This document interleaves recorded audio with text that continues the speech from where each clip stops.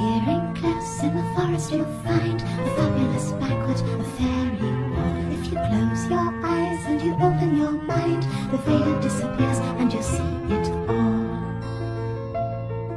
Hi my angels, it's Hailey Reese, and for today's video we are going to be talking about something that has been so highly requested ever since I did the true story behind The Conjuring 2, which was with the Enfield Poltergeist, and since recently I actually did the true story behind the movie Poltergeist. So many of you guys have been asking me what exactly poltergeists are, what the paranormal community thinks about them, and what the world of science thinks about them. And so for today, we are going to be breaking down the truth about poltergeists. We're going to be talking about what they are, some of the theories surrounding them, and basically try to figure it all out, because I had no idea some of the scientific theories revolving around poltergeists until you guys actually told me about them, which is like the coolest part about making paranormal videos. Well, there's a lot of cool things, but one of the coolest things is that you guys tell me in the comments and teach me things that I had absolutely no idea about. So thanks to you guys, I got to learn a little bit about some of the theories, and I dove into them further, I investigated, and I am here today to tell you guys anything and everything about poltergeists. So a poltergeist is described as a troublesome spirit who actually typically haunts people more often than locations. So if a house has a poltergeist, they normally have a certain person in the house whom the poltergeist is actually attracted to and targeting. That isn't to say that certain locations don't have poltergeists in them, because there are certain homes that are haunted by poltergeists. I know the Queen Mary ship has an active poltergeist, and obviously people come and go in and out of there. So that actually wouldn't be targeted towards a specific person, but more typically than not, poltergeists have a person that they zone in on. And there's theories around this that we'll get into when we start talking theories, but that's what they do. So they're normally responsible for a bunch of disturbances, like objects flying around the room and things breaking and things levitating and all of that jazz. But they can actually on occasion start fires, or they can pinch and bite and trip people. So they can cause things that are more on the aggressive side. But most commonly, when you think of a poltergeist or there's an active poltergeist, things will just levitate, move, chairs will flip over, things like that. Now, most common situations where poltergeists are involved, there will be the twisting and bending of cutlery, furniture will move all around, and there will be a lot of banging noises on the walls and roofs and things like that. So that's most commonly what poltergeists are known for doing. Now, obviously, a lot of people have tried to debunk this, and a lot of poltergeist cases have actually been proven to be hoaxes. A lot of times when people will hear of poltergeists, they'll think it's funny, you know, to pull pranks on their family or their friends or their siblings, and investigators will in turn come in, check out the situation, and decide whether or not they think it's real. And a lot of times they are hoaxes. People are still really in the air as to whether the Enfield Poltergeist is a hoax or fact. You guys have watched my video on that, and if you haven't, I'll have a link to both my videos that involve true stories with poltergeists in my description box.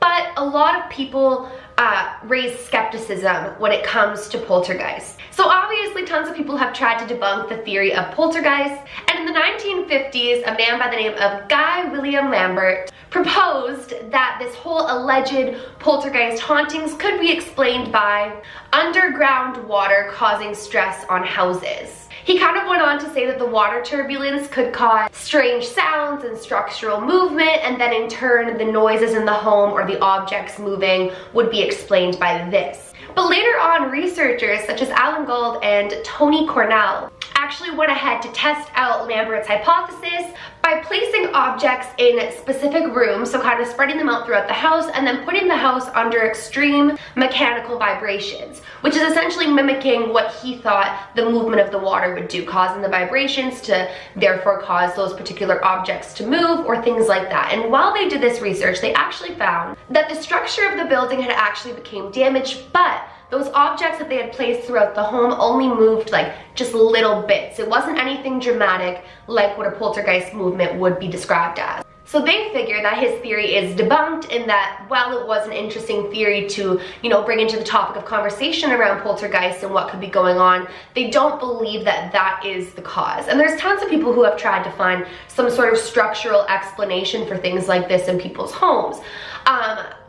And each time and time again, while they could mimic movement in objects, they were unable to mimic levitations and the flipping of things like dressers and tables and beds and things like that. It wasn't explained by things like that. Now, there's a lot of people who actually believe that poltergeists are caused by us, and that it's caused by people who essentially are under a great deal of stress or their emotions are in overdrive, and that the poltergeist is actually a manifestation of their energy in these times. Because poltergeist activity typically takes place when a certain individual is in the presence, like I mentioned earlier, a lot of times people would recognize that it was around teenage girls particularly, or girls going through puberty, and that their bodies were under a great deal of changes, both hormonally and mentally. You know, you're under a lot of stress and changes and things like that, and teenage girls in particular, you know, they deal with a lot. So, and teenagers in general, actually, I shouldn't gender specify, but they're under a great deal of stress. So more commonly, a lot of poltergeist cases, and this was something I didn't know until you guys told me all about this and I did my research, poltergeist cases revolve around teenage girls. And when I talked about the true story behind poltergeist, this would make sense, as there was a 13-year-old girl by the name of Lucille. It's actually a very interesting concept that when somebody's under a great deal of stress or suffering from a mental illness or suffering from changes within their lives and bodies, that they could actually put that psychically into the atmosphere and in turn, with telekinesis, move things. So this theory is actually known as spontaneous reoccurring psychokinesis. And the whole theory basically suggests that built up stress unconsciously projects into the atmosphere in the form of like a mental energy, which affects the physical environment and in turn creates a poltergeist. But this has also not been proven. It's not proven as a fact, but it is a very strong theory that surrounds the idea of poltergeists. So I wanted to show you guys some clips of what are some alleged poltergeist activities and some videos that people claim to have caught a poltergeist on camera. This first one that I'm going to show you is the most interesting to me because, you know, in this day and age, it's very easy for people to fabricate a poltergeist, you know, a thin string that the camera can't catch pulling things off. That's completely understandable. However, in this first clip, the object hovers and then drops in such a manner that I really don't think it was any sort of string or things like that. So check that one out. This guy here, watch behind his head. What? Keep watching. What? Just look at the shelf. It's the weirdest thing. Oh my god, oh my god, oh my god, what is that? It's just floating, I don't know. Oh my god. Oh my god, that looks like a poltergeist or something like that. You know the thing, you know when they hear about things like flying, oh my god, I don't like that. Like, isn't that crazy, you guys? Did you see how it hovered and then it just dropped like that? I don't know, I found that one to be extremely fascinating, and here's a couple more that are what you would picture a typical poltergeist to be.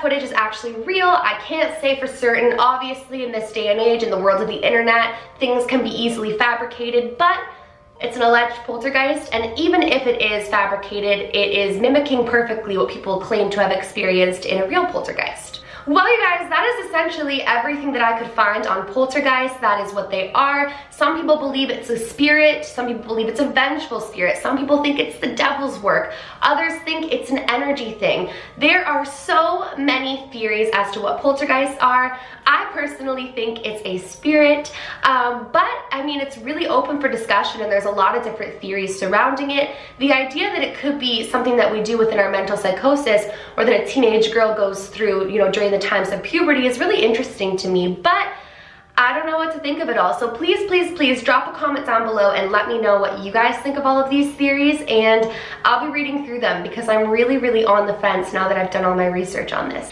If you guys are new to my channel or you are just not yet subscribed but you do enjoy my videos, I would absolutely love it if you would go ahead and click that subscribe button. I post a ton of videos, so I don't want you to miss when I upload, and please give this video a big thumbs up if you did enjoy it. It makes my heart super, super happy when you guys do that.